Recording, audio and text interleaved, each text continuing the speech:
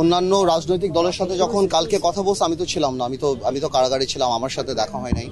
তো আমি আসছি সর্বোপরি সব ব্যাপারে কথা বলতে। এই যে ইন্টারিম গভর্নমেন্ট যে হচ্ছে, এই ব্যাপারে কথা তো হয়েছেই, আমরা জানতে পাচ্ছি যে ইন্টারিম গভর্নমেন্ট হবে এবং ইউনূস সাহেব প্রধান, এটা তো মোটামুটি সর্বসম্মত, ইউনূস সাহেব প্রধান। এই এই ব্যাপারগুলি ছাড়াও আমার কথার মধ্যে যেসব ব্যাপার প্রাধান্য পেয়েছে সেটা হলো যে দিস ভায়োলেন্স মাস্ট স্টপ। আমি যেটা রাষ্ট্রপতি বলেছি যে উনি গার্ডিয়ান টু দ্য কনস্টিটিউশন এই মুহূর্তে, এবং ওনার নর্মাল সময়ের চেয়ে ওনার এখন দায়িত্ব অনেক বেশি। এবং এই যে মারামারি, লুট যেই ঘটনাগুলি ঘটছে, সেই জিনিসটাকে যেভাবেই হোক বন্ধ করতে হবে। দ্বিতীয়ত, মাইনরিটিদের উপর, সেটা হিন্দু সম্প্রদায়ের উপর বিভিন্ন জায়গাতে যে অত্যাচার নিপীড়নগুলি চলছে, সেই জিনিসগুলি বন্ধ করতে হবে। পুলিশকে দেখুন, সব পুলিশ তো আর খারাপ না, সব পুলিশ দলীয় হয় না। ছোট ছোট পুলিশ অফিসাররা তারা চাকরি করে, তারা তো আর কিছু জানে না। এটাই বলেছি, যেভাবেই হোক পুলিশকে তার দায়িত্বে ফেরত আনতে হবে।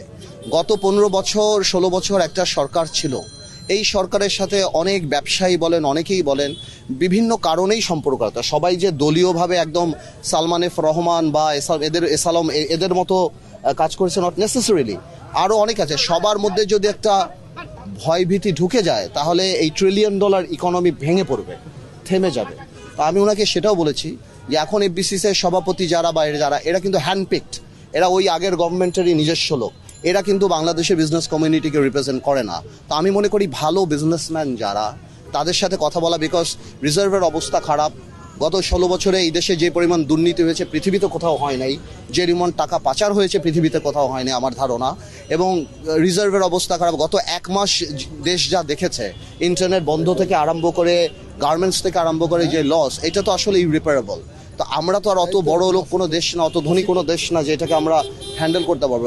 এখন যদি এই ফিয়ার ফ্যাক্টর কাজ করে, এখন যদি সাধারণ বিজনেসম্যানরা, সাধারণ ব্যবসায়ীরা যদি ভয় পেয়ে যায়, তাহলে কিন্তু ইকোনমি একদম ফল করে যাবে এবং এই দেশের আরো অসুবিধা হয়ে যাবে। তো আমি রাষ্ট্রপতিকে এই কথাটা বলেছি, মহামান্য রাষ্ট্রপতিকে, যে আপনি এই জিনিসগুলি অ্যাড্রেস করেন। এই আগের যারা সভাপতি, সেক্রেটারি যারা, এগুলি সব হ্যান্ডপিক, এগুলি না। এবং সর্বোপরি ব্যাপারটা হলো যে দেখুন, গণতন্ত্র বলেন, যাই বলেন, রাষ্ট্র একটা হিউম্যান বডির মতো, প্রত্যেকটা অঙ্গেরই কাজ করতে হবে। একজন সাকসেসফুল, মানে একটা সুস্থ মানুষ যেমন থাকে সাকসেসফুল কান্ট্রি হওয়ার জন্য, যে শুধু আমরা গণতন্ত্র আনলাম, ভোট দিলাম, সবই করলাম, কিন্তু আমার ইকোনমি ভেঙে পড়ছে, সবই ভেঙে পড়ছে, সেটা তো হয় না।